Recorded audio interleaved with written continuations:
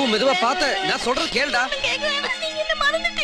ருக்கு நான் மறந்துட்டேனா பின்ன இத்தனை நாள் ஒரு வாட்டி கூட என்ன பார்க்க வரல. உனக்கு தெரியுமா? ஆமாடா, வீட்டுக்குள்ள ஆபீஸுக்குள்ள நிறைய வேலை இருந்து அதான். சரி அப்படின்னா ஏன் ஃபோன் பண்ணல? Office phone out of order. அப்ப நினைச்ச வீட்டுக்குள்ள வந்து போன் பண்ணலாம்னு, அங்கேயும் அவுட் ஆஃப் ஆர்டர். ஆக டோட்டல் எல்லாமே அவுட் ஆஃப் ஆர்டர். அதான் நான் ஏன்னா போன் பூத் பக்கத்துல இல்லையா? பொண்டாட்டியோட பப்ளிக் முன்னாடி போனில் எப்படி பேசுறது? அதான்டா. ஐயோ அப்படியா? ஐயோ நான் உங்களை தப்பா நினைச்சிட்டேன். சாரி சாரி சாரிண்ணா. ஏன்னா இங்க இருந்துட்டு ஒரே போர் அடிக்குதுண்ணா. உனக்கு இப்ப பெட்ரஸ் தானே? டாக்டர் சொன்னது தெரியாதா? உள்ள நம்ம சின்ன கண்ண இருக்கு இல்லையா, நடக்க கூடாது. இப்பதான் நடக்கணும். ഇവിടെ ഉണ്ടായിരുന്ന அப்படி சொல்லுங்கப்பா. முதல்ல உனக்கு எங்க எல்லாம் போனோம் அது சொல்லு. ஆദ്യം பார்க், பின்ன பீச், பின்ன ஐஸ்கிரீம் பார்லர், எல்லா இடத்துலயும் போணும். வெயிட் வெயிட், அதுக்கெல்லாம் முன்னாடி நீ டாக்டர் போய் பாரு. செல்லடா. சரி சரி, ட்ரெஸ் மாட்டிட்டு வா. ஐயோ தேங்க்ஸ்ண்ணா. ஐயோ மெதுவா போணும், நான் அன்னைக்கு சொல்லி இல்லையா? மெதுவா போணும். கண்ணா பணம் தேவை இருக்கா? ഒന്നും വേണ്ടേ? അയ്യോ പണോ? കുറച്ച് കിട്ടിയാ ഞാൻ. ശരി ഞാൻ എടുത്തിട്ട് വരാം. ഇനി ഇതിനെ കൊണ്ട് പോണല്ലോ. என்ன மெடிசின்ஸ் இங்க இருந்து வாங்க வேண்டாமா? വേണ്ട വേണ്ട, വെളിയിൽ നിന്ന് വാങ്ങിടാം. ഇങ്ങ ரொம்ப കത്തി. ஓ அப்படியா? പൈസ எதுக்குண்ணா? இது மெடிசின் வாங்குறது. ஐயோ இங்க பெரிய கத்தி இல்லையா? വെളിയിൽ தான் கத்தி, இங்க ரொம்ப நல்ல மெடிசின். ஐயோ அண்ணா உங்க பேசுங்க. டாக்டர் வரும்போது அவளோட ஒரு பேர்ஸ். என்னன்னா? பேர்ஸ் என் கையில இருக்கு, நீ போ சீக்கிரமா போ, டிஸ்பென்சர் அடிச்சிடு. அண்ணா நீங்க கூட வாங்கல. நான் இங்க வெயிட் பண்றேன், நீ போ. ஒரு விஷயம் பேசிக்கிறேன்னா. விஷயம் இல்ல அப்புறம் சொல்லலாம். Hello mister Appukuttan. ഹലോ.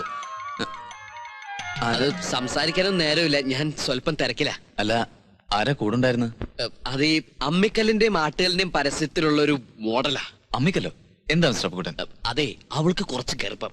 അയ്യോ ഞാനല്ല കാരണക്കാരൻ. അല്ല, കാരണക്കാരാണെന്ന് ഞാൻ ചോദിച്ചില്ലല്ലോ. ചോദിച്ചില്ലല്ലേ? ചോദിക്കാൻ പോയതുപോലെ തോന്നിയതുകൊണ്ട് ചോദിക്കാതെ തന്നെ മറുപടി പറഞ്ഞേ ഉള്ളൂ. അല്ല മിസ്റ്റർ അപ്പുകുട്ടൻ ഈ മോഡലുമായിട്ട് ഇവിടെ ചെക്കപ്പ് ഗർഭമുണ്ടെങ്കിലും ഇല്ലെങ്കിലും എന്റെ ആർട്ടിസ്റ്റിനെ ചെക്കപ്പ് ചെയ്യിക്കാവുന്ന ഉത്തരവാദിത്തം എനിക്കുണ്ട്. അതാരും ചോദ്യം ചെയ്യരുത്, അതെന്റെ അവകാശമാണ്. ബൈ ദ ബൈ, ഡോക്ടർ എന്താ ഇവിടെ? എന്റെ ഒരു ഫ്രണ്ട് ഇവിടെ ചാർജ് എടുത്തിട്ടുണ്ട്, പുള്ളി ഒന്ന് കാണാമെന്നാ. അപ്പോഴും ഇവിടെ വരുമ്പോഴും സൂക്ഷിക്കണം. കണ്ണനോ? അണ്ണൻ അണ്ണൻ. അല്ല, കണ്ണാന്നാണല്ലോ വിളിച്ച. അതെ, എന്റെ പഴയൊരു ആർട്ടിസ്റ്റാ. ടിക്ടുണ്ടിയുടെ പരസ്യത്തിൽ ഞാൻ കണ്ണനായിട്ടും അവൾ രുക്മിണിയായിട്ട് അഭിനയിച്ച്. അന്ന് മുതൽ കണ്ണാ രുക്മിണി കണ്ണാ രുക്മിണി. ഒന്നുമില്ല എന്നാണ് വിളിക്കാറ്. ശരി വട്ടാ. ഒരു മരുന്നൊഴിച്ച് മീതി എല്ലാ മരുന്നും കിടച്ചു. அப்படியா? Very good. யாருண்ணா இது? എന്നോട് ഫ്രണ്ടാ. വണക്കം. വണക്കം പറഞ്ഞ. വണക്കം. நான் இவரோட പൊങ്കൽ. മലയാളത്തിൽ പെങ്ങൽ എന്ന് പറയും, ഈ തമിഴിലെ പെങ്ങളെ പൊങ്കൽ എന്ന് പറയും. അതിന്റെ ഒരു ഉത്സവം തന്നെ ഉണ്ടേ. അതാ അപ്പൊ ധൃതിന്റെ കുറച്ച് വരട്ടെ. By, see you. വിക്ക് ചിലപ്പോ ഒരു അനുഗ്രഹമല്ലേ? ആ പിച്ചക്കാരനല്ലേ? അവരുടെ രണ്ട് പോലത്തെ ശാന്ത എങ്ങനെ കാണാതിരിക്കായിരുന്നു. ഓഹോ, ഫാമിലി ആയിട്ട് തന്നെ ഇറങ്ങിയിരിക്കാണല്ലേ? അല്ല ചേട്ടാ, ചേട്ടന്റെ പേഴ്സ്. അത് വന്ന് പത്മയുടെ അടുത്തുനിന്ന്, അതല്ലെങ്കിൽ കവിതയുടെ അടുത്തുനിന്ന്, അതും അല്ലെങ്കിൽ മേനകയുടെ അടുത്തുനിന്ന്, അതല്ലെങ്കിൽ ഉറപ്പാ സരിതയുടെ അടുത്തുനിന്ന്. അല്ല ചേട്ടാ, വാസന്തിയുടെ അടുത്തുനിന്ന്. வாசந்தி தெரியாதா? புதுசா கெட்ட போற தியேட்டர் வாசந்தி. அல்ல சேட்டா, நம்ம வாசந்தி. ஐயோ என்ன ഈ പൈറ്റക്കാരൻ என்ன பேசுறது தெரியாது நமக்கு. இந்த ஆளு வந்து வராது. வா வா சீக்கிரம் சீக்கிரம் சீக்கிரம். அது வந்து நீங்க பெட்டிக்கடா வீடு இந்த இடத்திலும் தண்ட வேண்டாம். நல்ல 5 ஸ்டார் ஹோட்டல் இல்லையா, அதுக்கு முன்னாடி இருந்து தண்டனம். அப்ப 100 ரூபாய் இதை கிட்டும். நீங்க ஒருத்தரும் 100 ரூபாய் தான் கிட்ட தந்தா உங்களுக்கு நான் 1 ரூபாய் வீதம் தரும். கேட்டியா? போ போடு கண்ணா போ. ഡോക്ടറെ, ഹോസ്പിറ്റൽ ഒന്ന് അഡ്ജസ്റ്റ് ചെയ്താൽ ഇവിടെ മാനേജ് ചെയ്യാൻ കഴിയും. ഞാൻ പറഞ്ഞില്ലേ രാജി, ഇന്ന് തിങ്കളാഴ്ചയാണ്, പേഷ്യൻസ് കൂടുതലുള്ള ദിവസമാണ്. ഒരു നിമിഷം പോലും അഡ്ജസ്റ്റ് ചെയ്യാൻ പറ്റില്ല. പേഷ്യൻസിനോട് വെയിറ്റ് ചെയ്യാൻ പറയണം. ഇത്തിരി നേരം വെയിറ്റ് ചെയ്തെന്ന് വെച്ച് ചത്തൊന്നും പോത്തില്ലല്ലോ. എന്നാ പിന്നെ ഹോസ്പിറ്റലിൽ ചെന്നോണ്ട് ഞാൻ പേഷ്യൻസിനോട് പറയാം, എന്റെ ഭാര്യക്ക് അരിയും പച്ചക്കറികളും വാങ്ങണം, ഇല്ലെങ്കിൽ അവള് പിണങ്ങോന്ന് പറഞ്ഞ ഉടനെ ഇങ്ങോട്ട് വരാം. പോരെ? അത് മതി. ഇടി കഴുതേ, ഞാൻ വരുമെന്ന് നീ കരുതിയത്? പിന്നെ ഒന്നുമില്ല, 1 മണിക്കൂർ പോയിട്ട് ഒരു നിമിഷം പോലും എനിക്ക് ഫ്രീ ആകാൻ പറ്റില്ല. സാധനങ്ങൾ വാങ്ങണമെങ്കിലേ തനിച്ചങ്ങ് പോയാൽ മതി, വേറെ പണിയൊന്നുമില്ലോ. പോട്ടെ.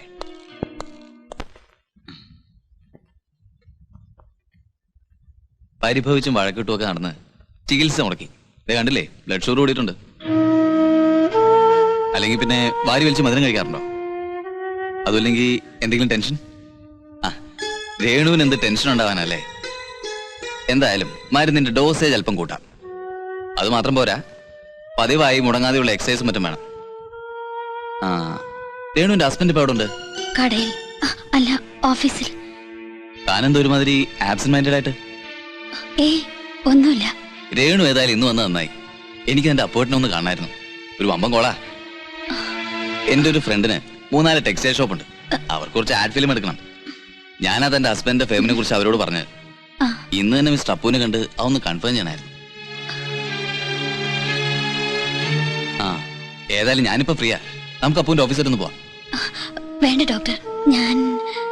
എന്താടോ മിസ്റ്റർ അപ്പുവിന് ബിസിനസ് കൂടുതൽ ഇടുന്നതിൽ തനിക്കെന്തോ വിരോധമുള്ള പോലെ? അതുകൊണ്ടൊന്നുമില്ല ഡോക്ടർ.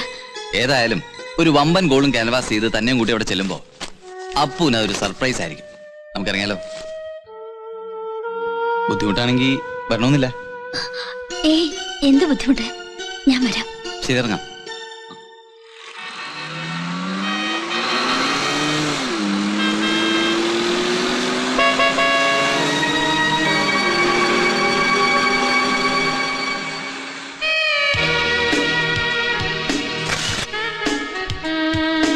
കുറച്ചുകൂടി ചരിഞ്ഞ്, കുറച്ച് കൈ എടുത്ത് വെക്കേ. മിസ്റ്റർ പ്രേമൻ അകത്തുണ്ട്, വരൂ. കൈ ഒന്ന് വെക്കണ്ട. എടുത്തോ. Hello doctor. ഹലോ. എന്താണ് ഡോക്ടറെ കൂട്ടി ഈ വഴിക്കൊക്കെ? ഇതുകൊണ്ടാണ് ഞങ്ങൾ ജീവിച്ചു പോകുന്നത് എന്റെ ഡോക്ടറെ, അല്ലേ രേണു? ആ ജോണേ, നോക്കി നിൽക്കാണ്ട് ഞങ്ങൾ ഭാര്യ ഭർത്താക്കന്മാരുടെ ഒരു ഫാമിലി ഫോട്ടോ എടുക്ക്.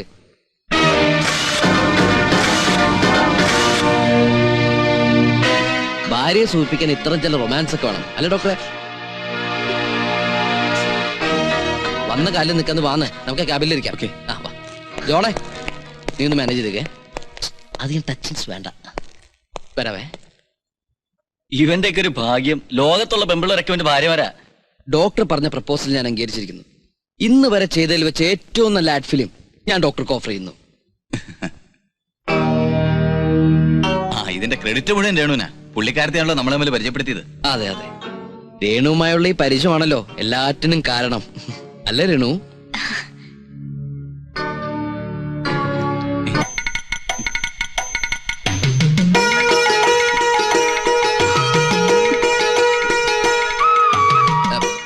അത് ഞാനാണ്. ഡോക്ടർ ചെല്ലുന്നിടത്തൊക്കെ ഡോക്ടറെ നോക്കി ഓരോ കപ്പിൾസിന്റെ ഫോട്ടോസ് ഉണ്ടാവും. ഡോക്ടർ അന്ന് വീട്ടിൽ വന്നപ്പോ നിന്റെ ചേച്ചിയുടെയും ഹസ്ബൻഡിന്റെ ഫോട്ടോസ് ഉണ്ട്. ഇപ്പൊ ഇത് കണ്ട. ഈ സ്ഥാനത്തിന് ഓർക്കുന്നില്ലേ, ആശുപത്രിയിൽ വെച്ച് അമ്മയ്ക്കല്ലേ ആട്ടുകല്ലേ ആ പരസ്യത്തിന്റെ ജസ്റ്റ് ഫോർ എ ഡെമോൺസ്ട്രേഷൻ ഞാൻ ഇങ്ങനെ വെറുതെ വെച്ച് നോക്കായിരുന്നു. ഇതിന്റെ ലൈറ്റ് അപ്പ് പ്രശ്നമുണ്ടോ, കുഴപ്പമുണ്ടോ നോക്കി? നല്ല ഫോട്ടോസ് അല്ലേ? രേണു സൂക്ഷിക്കണം, ആളിത്തിരി ചുറ്റിക്കളയാ. ഡോക്ടർ കരുതും പോലെയൊന്നും അല്ല എന്റെ ശ്രീമതി. എന്റെ പ്രൊഫഷനെ കുറിച്ച് ഇവൾക്ക് നല്ല ധാരണയുണ്ട്, അല്ലേ രേണു? ആ മിസ്റ്റർ അപ്പു, ഞാനൊന്ന് ഇറങ്ങട്ടെ. ബാക്കിയെല്ലാം പറഞ്ഞ പോലെ. പിന്നെ ശ്രീമതിയോട് നിർത്തണോ അത് ഞാൻ കൊണ്ടുവന്നിട്ട് തന്നെ ഡ്രോപ്പ് ചെയ്യണോ? എന്റെ ഡോക്ടർ ഇങ്ങനെ ധൃതി കൂട്ടല്ലേ. ഞങ്ങളുടെ കാർ വർക്ക്ഷോപ്പിലാ, നമുക്ക് ഒരുമിച്ച് പോവാന്നേ. പോണ വഴിക്കൊരു കാപ്പി കുടിച്ച് പിരിയാം, അല്ലേ രേണു?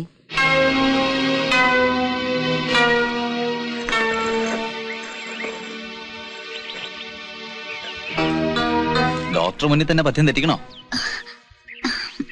ഷുഗർ അധികം കഴിക്കാൻ പാടില്ലെന്ന് അറിയില്ലേ? എന്റെ ഡോക്ടറെ, ഉണ്ണുമ്പോഴും ഉറങ്ങുമ്പോഴും ഇത് തന്നെ പറഞ്ഞു ഞാൻ തോറ്റു. പറയുന്നതിനെതിരെ ചെയ്യൂ. പിന്നെ സ്നേഹമുള്ള ഭാര്യയായി പോയില്ലേ, എന്ത് ചെയ്യാനാ? എന്താ ഒന്നും മിണ്ടാത്തെ? മൗനം വിദ്വാന് ഭൂഷണമെന്നാ, പക്ഷെ അത് വിഡ്ഢിക്കായാലോ? അയ്യോ, ഒരു കാര്യം പറ. ഞാൻ ഒന്ന് ഫോൺ ചെയ്തിട്ട് വരാം.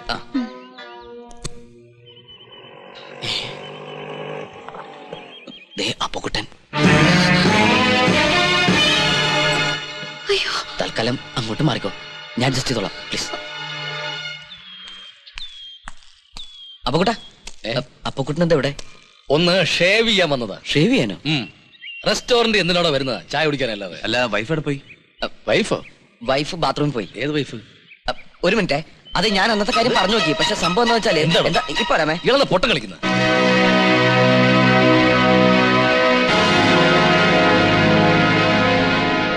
ഇവിടെ ഏതാണോ തന്റെ വൈഫ്? അത് പിന്നെ എന്താന്ന് വെച്ചാൽ ഈ ഏത് പിന്നെ ഒന്നും പറയണ്ട. തന്റെ ഭാര്യ പ്രസവത്തിന് പോയിരിക്കാന്നൊക്കെ എനിക്കറിയാം. പിന്നെ ഏതാണോ ഇപ്പൊ കൂടെയുള്ള വൈഫ്? അത് എന്താന്ന് ഞാൻ ഉദ്ദേശിക്കുന്ന വെച്ചാൽ പറഞ്ഞ ഇയാളെന്താ ബട്ടൺ സെറ്റ് കുടിക്കാൻ കൊല്ലാൻ പോവാണ്? അല്ല അപ്പുകുട്ട, ഞാൻ പറയുന്ന കയ്യറോ ചെറിയൊരു അഡ്ജസ്റ്റ്മെന്റാ. എന്ത് അഡ്ജസ്റ്റ്മെന്റ്? അത് അപ്പുക്കുട്ടനോട് പറഞ്ഞാൽ മനസ്സിലാവുമെന്ന് എനിക്കറിയില്ല. പറഞ്ഞു നോക്ക്. ഒരുമിച്ച് ജീവിച്ച ഭാര്യ ഭർത്താവ് പ്രസവത്തിനാണെങ്കിലും കുറച്ചു നാളിങ്ങനെ പിരിഞ്ഞിരിക്കുമ്പോഴുണ്ടാവുന്ന ഒരവസ്ഥ, അത് അപ്പുക്കുട്ടൻ അറിയോ? അറിയില്ല. ആ അവസ്ഥയ്ക്ക് പരിഹാരമാണ് ഈ ഒരു അഡ്ജസ്റ്റ്മെന്റ്. ഏതാ ഈ അഡ്ജസ്റ്റ്മെന്റ്? ഈ അഡ്ജസ്റ്റ്മെന്റിന്റെ മുഖം അപ്പുക്കുട്ടൻ കണ്ട എന്നെ കുറിച്ചുള്ള സകല ഇമേജും അതോടെ പോകും. തന്നെ കുറിച്ച് അങ്ങനെ വലിയ ഇമേജ് ഒന്നും നേരത്തെ എന്റെ മനസ്സിലില്ല. ആ സ്ഥിതിക്ക് താനിപ്പോ ഒരു പുതിയ ഇമേജ് ഉണ്ടാക്കാനും പോണില്ല. ചായ ഞാൻ വേറെ ഹോട്ടലിൽ നിന്ന് കുടിച്ചോളാം. പിന്നെ ഒരു കാര്യം ഞാൻ പറഞ്ഞേക്കാം, ഈ അഡ്ജസ്റ്റ്മെന്റിനെ കൊണ്ട് അങ്ങോട്ടൊന്നും വന്നേക്കരുത്. ഇത് ഇവിടെ തന്നെ അഡ്ജസ്റ്റ് ചെയ്തോണ്ടാ മതി. ഞങ്ങൾ കുറച്ച് അന്തസ്സുള്ളവർ താമസിക്കുന്ന സ്ഥലം അത്. രേണു അങ്ങനെ അറിഞ്ഞോണ്ടല്ലോ, നിന്നെ ആ പഠിക്കാത്ത കയറാൻ സമ്മതിക്കില്ല. നാണമില്ലല്ലോടോ തനിക്ക്? വീട്ടിൽ തന്നെ ദൈവം പോലെ കരുതുന്ന ഒരു ഭാര്യ ഉള്ളപ്പോ. ചേറ്റ. അപ്പൊ പറഞ്ഞ പോലെ തന്നെ ഞാൻ ട്രൈ ചെയ്യാം. എന്റെ മാത്രമല്ല. അല്ല, അത് ഓർമ്മയില്ലേ രേണുവിന്റെ ചേച്ചിയുടെ ഭർത്താവ് തറവാട് വീതം വെക്കുന്ന കാര്യത്തെ കുറിച്ച് പറഞ്ഞതാ. പണോന്ന് പറഞ്ഞ ഈ മനുഷ്യ കിടന്ന് ചാവും. ഈ കാർന്നമാര് ജീവിച്ചിരിക്കുമ്പോ തറവാട് വീതം വെക്കുന്ന കഷ്ടമല്ലേ? അല്ല ഡോക്ടർ? അതൊക്കെ ഭയങ്കര ഒരു കഷ്ടമില്ലെന്നേ. കാർന്നമാര് ചാവാൻ വേണമല്ലേ? മക്കൾക്കും മരുമക്കൾക്കും സ്വത്ത്.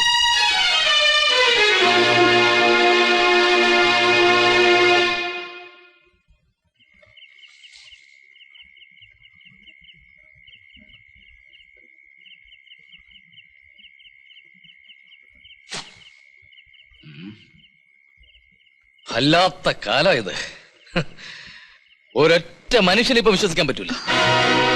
ഭർത്താവിനെ വഞ്ചിക്കുന്ന ഭാര്യ, ഭാര്യയെ വഞ്ചിക്കുന്ന ഭർത്താവ്, അതാ ലോകം. നീ എന്താ ഒന്നും മിണ്ടാത്തത്? എന്താ സംഭവിച്ചെന്ന് ചോദിക്കേ. സംഭവിച്ചതൊന്നും പറയാതിരിക്കുക ഭേദം. നമ്മൾ വിചാരിച്ച പോലെ നല്ല രേണു അപ്പുറത്താ തെണ്ടി. ഗർഭിണിയായ ഭാര്യയുടെ മുമ്പിൽ ഭയങ്കര സെന്റിമെന്റ്സ് ഒക്കെ കാണിച്ചപ്പോ ഞാൻ വിചാരിച്ചു അവൻ വലിയ മാന്യനായിരിക്കുന്നു. അതൊക്കെ വെറും പ്രകടനമായിരുന്നു. അവൻ ഒരു ചെറ്റയാ. ഇന്നുണ്ടല്ലോ അവൻ ഏതോ ഒരുത്തിയായിട്ട് ഹോട്ടലില് എന്നെ കണ്ടതും അവൻ അവളെ എവിടെയോ ഒളിപ്പിച്ചിട്ട് എന്നെ ഒരു സോപ്പിടല്. എന്തായാലും ഒരു കാര്യം ഞാൻ അവനോട് പറഞ്ഞു, ഇങ്ങോട്ടൊന്നും കൊണ്ടുവന്നേക്കരുതെന്ന്. ഇത് മാന്യന്മാർ താമസിക്കുന്ന സ്ഥലമാണ്. അത് ഞാൻ പറഞ്ഞു. അവൻ ഇടയ്ക്കിടയ്ക്ക് നമ്മുടെ വീട്ടിൽ ഈ കാറ് കൊണ്ടിടാനും കൊണ്ടുപോകാനുള്ള വരവുണ്ടല്ലോ, എനിക്കത് അത്ര സുഖമുള്ളതായിട്ട് തോന്നുന്നില്ല. നീ ഒന്ന് സൂക്ഷിക്കുന്നത് നല്ലതാ. പിന്നെ നീ അവന്റെ അടുത്ത് വലിയ കിന്നാരത്തിനൊന്നും പോണ്ട.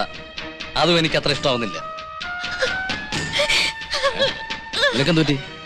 നീ എന്തിനാ കരയുന്നേ?